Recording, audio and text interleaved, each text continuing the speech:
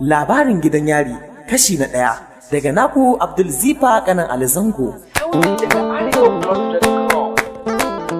Gyara Allah gyara dai,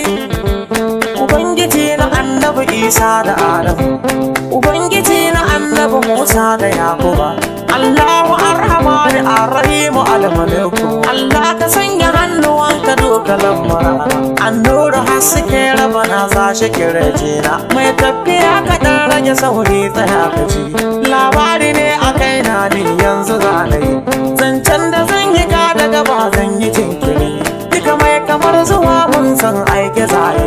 duka wata walwala tana da magaddare, saba a baiwa kaji dabba ko kasari,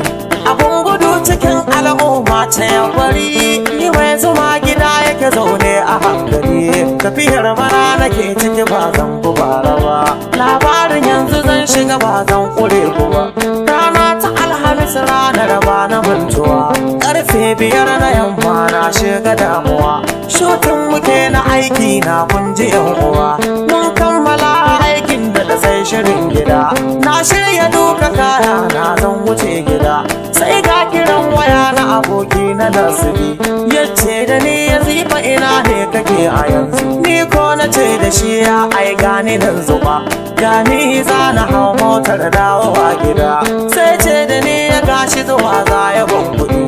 batun bashin da ke tsakanin mu zai biya, sai ce da ni ya in saurare shi za ya zo, shi ma yana kusa da zubar yanzu za ya zo, na samu innuwa na zauna jiran ya zo, kafin ka ce menene gashi ya iso, ya sake ya kira yi wayata ina na ce da shi ina total nan garin zuba, da shigowa gidan wannan tunniyar ganin, sai ya ciro kuɗi aljihu yana kirga, tafiya yake yana tunkara da burga, haɗuwar mu ce ta kawo mani sauyin yanayi, kwatsan mu sai na ga 'yan sanda suna hayi, suka yo mani zoben gwano na haujiri, cewa nake inna lillahi yau kuna boni, ɗayyansu sai ya ce mani malam ka yoshi, san batun da duka ke aiki ba su yi a yau, ni ku a zuciya tana ce yau na shiga uku, yau gani nan a hannun Yahudawa na boni, suka sani nan cikin mota ta su mun tafiya kaɗan muke ba nisa kai tsaye, suka fidda kwali na waya ko na sungwani,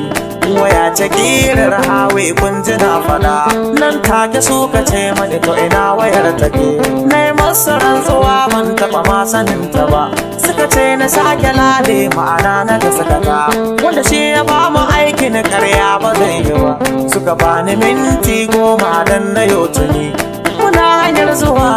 Kaduna kunjiya, ji muka sai na ce masu to gaskiya kuji, ni na yi amfani da ita a asiri, ya bana aron waya na sa layuka na ni, sai sun kace ina ne za a gan shi yanzu to, yanzu hakan bikin yaya ta ake kuji, kuma can nake bukatar na je ni kunjiya, tafiya kai tafiya har mun wuce jere, sai lagire ta motar mu ya tarwatse, tuni mun ka taka burki muka nema sa gudu, muka gyara za mu wuce don isa gurin gaba, motoci na wucewa mu ko muna gyara, akalla moto 4 ta wuce du muna tsaye, tashin muke da waya aka ce hanya babu kyau, motar da du ta wuce tuni ta rutsa da su, da ku an kwashe kowa da kowa ke ciki, kafin ka ce menene ga ma'aikatu, 'yan sanda na ciki sojoji suna ciki, sun yi silar da duka barayin su hau tudu,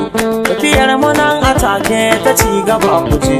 muna zuwa Abuja junction aka tsaya, sai aka sake Nasbi ya je zuwa gida, KD Prince mu kuma kaje ne ban shi mu, da zuwa cikin layin take muka gan shi nan, sai na ce masu ku hange shi don ku gashi can, suka yo kira na suna da shi kwayar taho, daga nan sun ka kama shi gashi gani nan, ihu yake cikin motar babu makawa, da ya ganna hankali na safil yayi samuwa, suka ce da shi wayar da ya bani tana ina, shi ko ya ce da su wayar na cikin gida, suka bi shi don su ɗauka wayar nan cikin gida, tuni muka wuce police station a bincike ya nuna ba da wayar ne amfani